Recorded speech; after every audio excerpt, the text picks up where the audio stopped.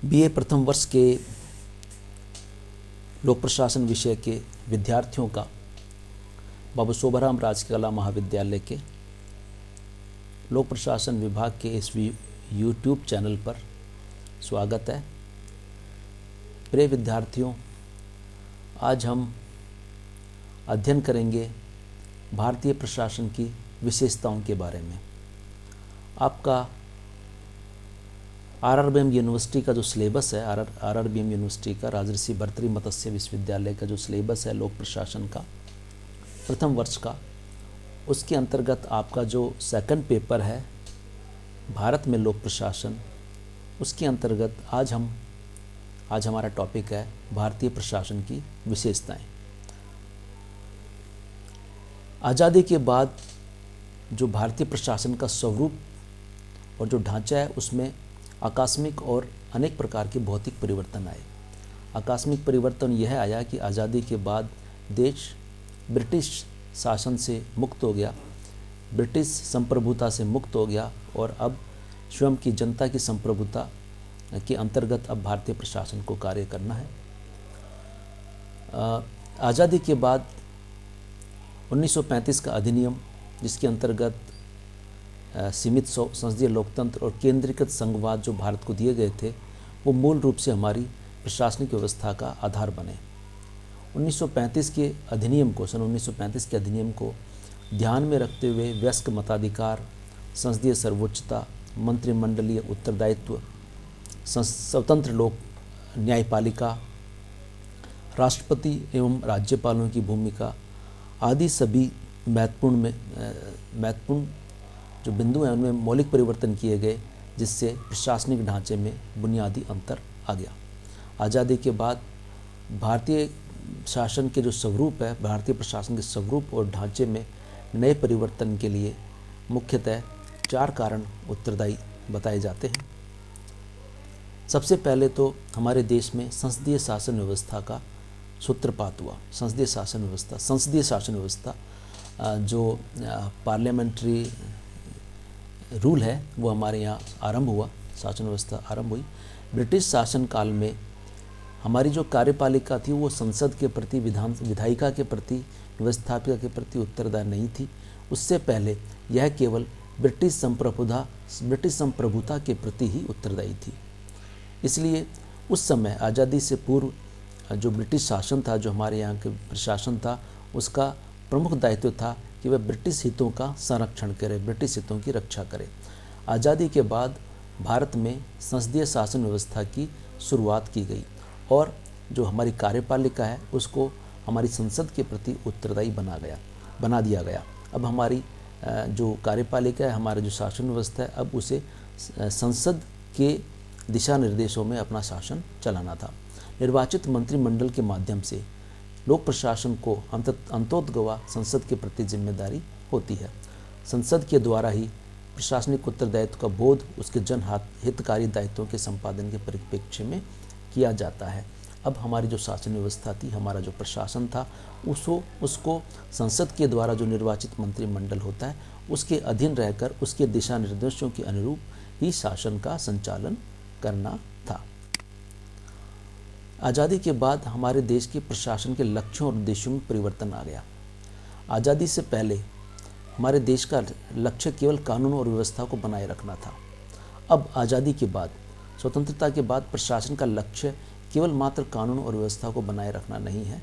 जो हमारी संविधान की प्रस्तावना है, प्रेमेबल है संविधान की प्रस्तावना है तथा नीति निर्देशक सिद्धांत हैं संविधान में, उनके माध्यम से प्रशासन के लक्ष्यों और दायित्वों का निर्धारण अब कर दिया गया है। अब प्रशासन को, अब हमारा जो प्रशासन है वह नौकरशाही की प्रवृत्ति को छोड़कर उसे लोक कल्याणकारी राज्य की स्थापना के लिए प्रतिबद्ध होना है। ये मूलभूत परिवर्तन हमारा आज़ादी के बाद में आया। आज़ादी के बाद हमारे देश में संघात्मक शासन व्यवस्था की स्थापना हुई। आज़ादी से पूर्व हमारा जो देश था उसके अंतर्गत एकात्मक सरकार चल रही थी, यानी पूरा देश जो था, पूरे देश का जो शासन था वो गवर्नर जनरल के अधीन रहकर शासन चलाया जाता था। लेकिन स्वतंत्रता के बाद एक महत्वपूर्ण परिवर्तन यह आया, संविधान के लागू होने के बाद यह परिवर्तन हुआ कि जो एकात्मक सरकार थी जो यूनिटरी गवर्नमेंट थी उस गवर्नमेंट को बदल दिया गया और उसके स्थान पर संघात्मक शासन व्यवस्था को लागू किया गया। इस संघात्मक शासन व्यवस्था के अंतर्गत हमारे यहाँ राज्य सरकारों को पर्याप्त स्वायत्तता प्रदान की गई। हमारे यहाँ राज्य सरकारें बनी, राज्य सरकारों का निर्माण हुआ, राज्य सरकारों को पर्याप्त स्वायत्तता प्रदान की गई। इस प्रकार राज्य के क्षेत्रों में जो केंद्रीय नियंत्रण था वो कम हुआ। केंद्र सरकार का नियंत्रण राज्यों के क्षेत्रों में कम हो गया और राज्य सरकारों को पर्याप्त स्वायत्तता प्रदान की गई और देश में संघात्मक शासन व्यवस्था की स्थापना हुई। जनप्रतिनिधियों की शासन में प्रशासन में भागीदारी की वृद्धि हुई आज़ादी के बाद। आज़ादी के बाद जो प्रशासनिक निर्णय प्रक्रिया थी उसमें जनप्रतिनिधियों की भागीदारी में वृद्धि हुई। जनप्रतिनिधियों की भागीदारी अब प्रशासन के निर्णय लेने की प्रक्रिया में उनकी भागीदारी बढ़ गई। ब्रिटिश शासन काल में विभागों के अध्यक्ष, जो ब्रिटिश शासन था उसमें जो विभाग होते थे उन विभागों के अध्यक्ष मंत्री नहीं होते थे। उस समय आईसीएस के सदस्य होते थे, आईसीएस के अधिकारी होते थे जिनके कोई राजनीतिक कार्य नहीं थे। उनका केवल एक ही कार्य होता था कि वे अपने शासनकाल में ब्रिटिश हितों का संरक्षण करें, ब्रिटिश हितों की रक्षा करें। इसलिए उस समय ब्रिटिश शासनकाल में जो विभाग होते थे, अलग अलग विभाग, उनके अध्यक्ष कोई राजनीतिक नियुक्त नहीं होते थे, राजनीतिक व्यक्ति नहीं होते थे, मंत्री नहीं होते थे। जबकि जो हमारी जो सर्वोच्च प्रशासनिक सेवा है, आईसीएस जिसे कहते थे, उसके सदस्य, उसके अधिकारी ही विभागों के मंत्री हुआ करते थे और उनका उत्तरदायित्व जनता के प्रति उनका कोई उत्तरदायित्व नहीं था। उनका उत्तरदायित्व केवल गवर्नर जनरल के प्रति था और गवर्नर जनरल की कार्यकारिणी परिषद के सदस्यों की कोई राजनीतिक प्रतिबद्धता नहीं होती थी। वे अपना संपूर्ण समय प्रशासन में लगाते थे। और अब जबकि अब क्या है, अब मंत्रियों, जो मंत्री हैं, जो हमारे यहाँ जो संसदीय शासन व्यवस्था का सूत्रपात हुआ है, जिसके अंतर्गत एक मंत्रिमंडल का निर्वाचन किया जाता है संसद के द्वारा और वह मंत्री अब विभागों के अध्यक्ष होते हैं। तो इसलिए अब जो मंत्री हैं, अब जो विभागों के अध्यक्ष हैं, वो उनको उनकी अब राजनीतिक प्रतिबद्धता भी होती है और उन्हें प्रशासन का बहुत कम अनुभव होता है। वे अपना अधिकांश समय राजनीतिक दायित्वों में लगाते हैं, लेकिन फिर भी वे प्रशासनिक विभागों के अध्यक्ष के रूप में निर्णय प्रक्रिया को प्रभावित करते हैं। जो संपूर्ण शासन जो चलता है अब आज आज़ादी के बाद में, वो मंत्रियों, जो निर्वाचित जो मंत्रिमंडल होता है और निर्वाचित मंत्रिमंडल में जो मंत्री होते हैं, जो प्रशासनिक विभागों के अध्यक्ष होते हैं, वे ही अब वास्तविक रूप में अपना शासन चलाते हैं और वे ही निर्णय प्रक्रिया को प्रभावित करते हैं और उन्हीं के द्वारा लिए गए निर्णयों के अनुसार देश में शासन का संचालन होता है। अब प्रशासक और राजनीतिज्ञों को व्यवस्था में भागीदार बना दिया गया है। अब प्रशासक और राजनीतिज्ञ दोनों मिलकर ही देश की शासन व्यवस्था का संचालन करते हैं, देश की शासन व्यवस्था का संचालन करते हैं। आज़ादी के बाद हमारे देश के प्रशासन के दर्शन में, परिवेश में और उसके तत्वों में हमारे देश के फिलॉसफी, इकोलॉजी एंड कंटेंट्स में पर्याप्त मात्रा में परिवर्तन अब आ गया है। आज़ादी के बाद हमारा राज्य अब कल्याणकारी राज्य बन गया है। यहाँ पर सामाजिक न्याय, समाजवाद और संविधान के प्रति प्रतिबद्धता ने हमारे देश के प्रशासन के ढांचे और स्वरूप को नया मोड़ दिया है, नया रूप दिया है। आज़ादी के बाद हमारे भारत में लोक प्रशासन के दृष्टिकोण और मनोवृत्ति को व्यापक सरकार के विचार दर्शन और जनतांत्रिक शासन के आदर्शों ने सबसे अधिक प्रभावित किया है। अब प्रशासन तंत्र पर विकास की जिम्मेदारी भी सौंपी गई है। विकास का अर्थ है संपूर्ण देश का आर्थिक विकास। सामाजिक न्याय के लक्ष्य ने भी सारी परिस्थितियों में गुणात्मक मात्रा में परिवर्तन ला दिया है। समूचे देश के प्रशासन का लक्ष्य अब केवल विकास नहीं रह गया है, बल्कि सामाजिक न्याय भी देश के विकास का लक्ष्य रह गया है। इसके साथ साथ अब जो गरीबी को दूर करना, गरीब और अमीर का अंतर मिटाने के जैसे लक्ष्य भी अब प्रशासन के साथ में जुड़ गए हैं। प्रशासन की भूमिका पहले यह थी कि वह जो विद्यमान व्यवस्था है उसको बनाए रखे, उसको सुरक्षित रखे। अब प्रशासन की भूमिका बदल गई है। अब प्रशासन की भूमिका हो गई है कि वह व्यवस्था में परिवर्तन करे और गरीबों को गरीबी दूर करने के लिए कार्य करे, गरीब और अमीर का अंतर मिटाने के लिए कार्य करे। अब यह परिवर्तन करने के जो नई भूमिका मिली है, परिस्थितियों में परिवर्तन लाने की, व्यवस्था में परिवर्तन करने की जो महत्वपूर्ण भूमिका प्रशासन को मिली है, उसका परिणाम यह है कि सरकारी विभागों की संख्या भी बढ़ी है और नए नए विभाग और कार्यालय अस्तित्व में आए हैं, जिसके परिणाम यह हुआ है कि अनेक तरह की प्रशासनिक जटिलताओं में वृद्धि हुई है। सामान्य और विशेषज्ञों के मनमुटावों में अंतर भी मनमुटाव भी बढ़ा है, अंतर नौकरशाही तनाव भी बढ़ा है, विभागों में आपसी समन्वय की समस्या भी आई है। इन सब का भारत की प्रशासनिक व्यवस्था पे, जो आज़ादी के बाद जो भारतीय प्रशासन की व्यवस्था है, उसमें अनेक प्रकार की नई प्रकार की विशेषताओं का आविर्भाव हुआ है, आरंभ हुआ है। अब हम अध्ययन करते हैं भारतीय प्रशासन की विशेषताओं का। भारतीय जो प्रशासन है, भारत का जो प्रशासन है, भारत में जो लोक प्रशासन है, वो संविधान में जो उद्देश्य निर्धारित किए गए हैं, संविधान में जो आदर्श, जिन आदर्श को की कल्पना की गई है संविधान में, उन आदर्शों और संविधान के उद्देश्यों को प्राप्त करने के लिए हमारे देश का जो प्रशासन है, हमारे देश का जो लोक प्रशासन है, उसके लिए वो प्रतिबद्ध है और कार्यरत है। जो हमारे देश के प्रशासन के जो परंपरागत दायित्वों के साथ साथ आज हमारे देश के प्रशासन को सामाजिक सेवा भी करनी पड़ रही है, राज्य का प्रशासन भी चलाना पड़ रहा है, व्यापार के क्षेत्र में भी कार्य करना पड़ रहा है, नागरिक आपूर्ति के क्षेत्र में भी काम करना पड़ रहा है, और औद्योगिक एवं श्रमिक प्रबंध जैसे कार्यों का भी संपादन करना पड़ रहा है। नई प्रकार के जो संदर्भ अब निर्मित हुए हैं, नए प्रकार की आर्थिक, सामाजिक और राजनीतिक जो संदर्भ जो निर्मित हुए हैं, उनसे अब प्रशासन एक नए प्रकार का परिवेश ग्रहण कर रहा है, एक नए प्रकार के परिवर्तनों को आत्मसात कर रहा है। इसके कारण नए नए प्रशासनिक अभिकरण और नई नई प्रकार की संस्थाएं, नवीन प्रकार की संस्थाएं अस्तित्व में आई हैं।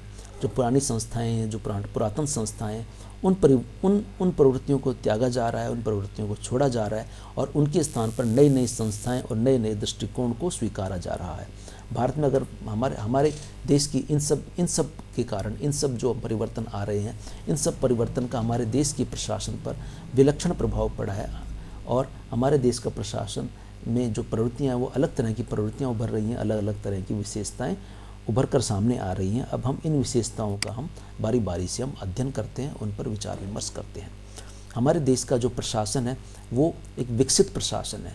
हमारे देश का प्रशासन सनह विकसित हुआ है, धीरे धीरे विकसित हुआ है। ये विकास की एक धारा का परिणाम है। यह हमारे देश के प्रशासन का जो निर्माण है, वो एक दिन में नहीं हुआ है, एक अचानक उस देश का प्रशासन का निर्माण नहीं हुआ है। हमारे देश का जो प्रशासन है, वो क्रमिक विकास का परिणाम है। इससे निर्माण किया इतिहास ने, इतिहास के अनेक मोड़ों के द्वारा इसका निर्माण हुआ है, और अनेक दिशाओं से पल्लवित होता हुआ आज भी जो है, वो गंगा की धारा के समान निरंतर गतिमान रहते हुए हमारे देश के इतिहास ने इसका निर्माण किया हुआ है। अनेक विद्वानों ने यह पाया है कि हमारे प्रशासन की परंपरा उतनी ही पुरानी है जितने कि वेद बताए जाते हैं, जितने पुराने वेद बताए जाते हैं। अगर हम हमारे देश के विकास का अध्ययन करें, हम ऐतिहासिक अध्ययन करें हमारे देश के प्रशासन का, तो हम पाएंगे, हमारे देश के प्रशासन में पाएंगे कि हमारे देश के प्रशासन में आज भी मौर्य काल की, और हमारा जो वेदों का काल है, वेदों के काल की, मौर्य काल की, और जो जिसे हम कहेंगे हड़प्पा सभ्यता, सिंधु घाटी सभ्यता के जो अवशेष जो प्राप्त होते हैं, उन अवशेषों को भी हम देखें तो उसके अवशेष भी उनसे जो जिनकी हम कल्पना करते हैं, उन अवशेषों को देखकर जिनकी हम कल्पना करते हैं, उनको भी हम अमूर्त रूप में अपने प्रशासन में हम खोज सकते हैं। तो जो पुराने जो इतिहास से जिनको हम देखते हैं, इतिहास में जिनको हम देखते हैं, जिन झलकियों को हम देखते हैं, और इतिहास में जिन सबूतों को हम पाते हैं, जिन प्रशासनिक परंपराओं को हम देखते हैं, वही प्रशासनिक परंपराएं हमें हमारे वर्तमान प्रशासन में भी हमें देखने को मिलती है। हमारे देश का जो प्रशासन है, उस देश के वर्तमान प्रशासन में हमें मौर्य काल की, मुगल काल की और ब्रिटिश राज जो ब्रिटिश शासन काल है, उसके अनेक प्रकार के अवशेष हमारे देश के प्रशासन में देखने को मिल जाते हैं, जिसको देखकर हम कह सकते हैं कि हमारे देश के प्रशासन एक विकसित प्रशासन है, और उसका निर्माण एक दिन में नहीं होकर वह स्नेह इतिहास से विकसित हुआ है। हमारे देश का जो इसी विशेषताओं को देखते हुए हम आगे कह सकते हैं कि हमारे देश का जो प्रशासन है, वो गतिशील एवं परिवर्तनशील प्रशासन है। वो इतिहास से निरंतर चलता आया है, और वो अनेक परिवर्तनों का सामना करते हुए स्नेह विकसित हुआ है। हमारे देश का जो प्रशासन में अनेक प्रगतिशीलता के और परिवर्तनशीलता के गुणों से युक्त है। हमारे देश का प्रशासन मौर्य काल और गुप्त काल में जो प्रशासन था, उसके अंदर मौर्य काल के प्रशासन में गुप्त काल के शासकों ने पर्याप्त परिवर्तन किए, और गुप्त काल के जो प्रशासन था उसके अंतर्गत राजपूत काल के शासकों ने पर्याप्त परिवर्तन किए।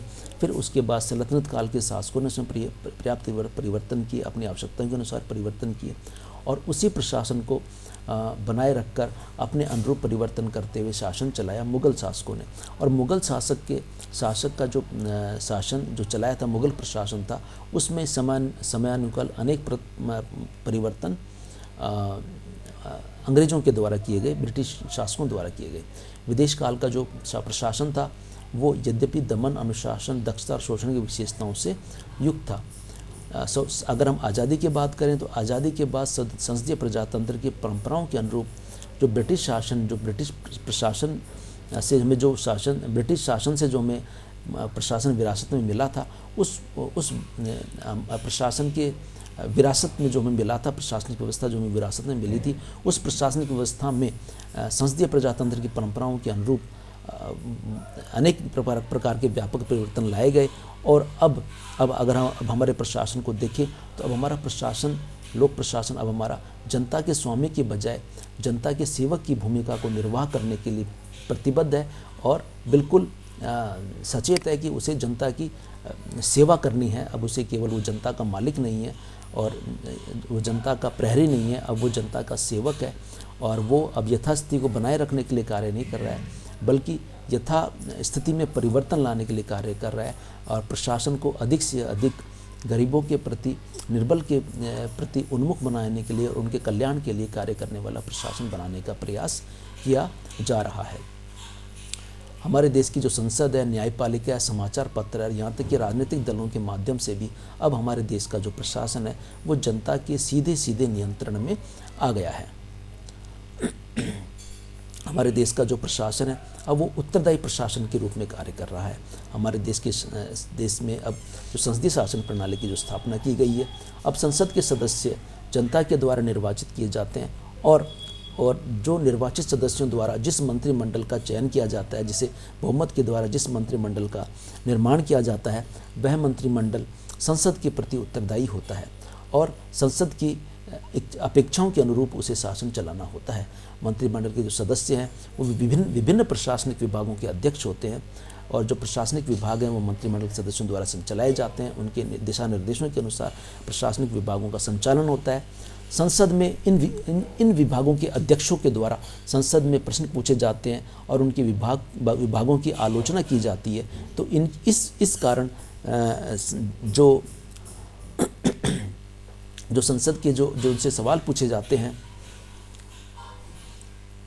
संसद में जो उनसे जो सवाल पूछे जाते हैं, यह सवाल इन संसद के सदस्यों को पर्याप्त रूप में चौकन्ने रखते हैं।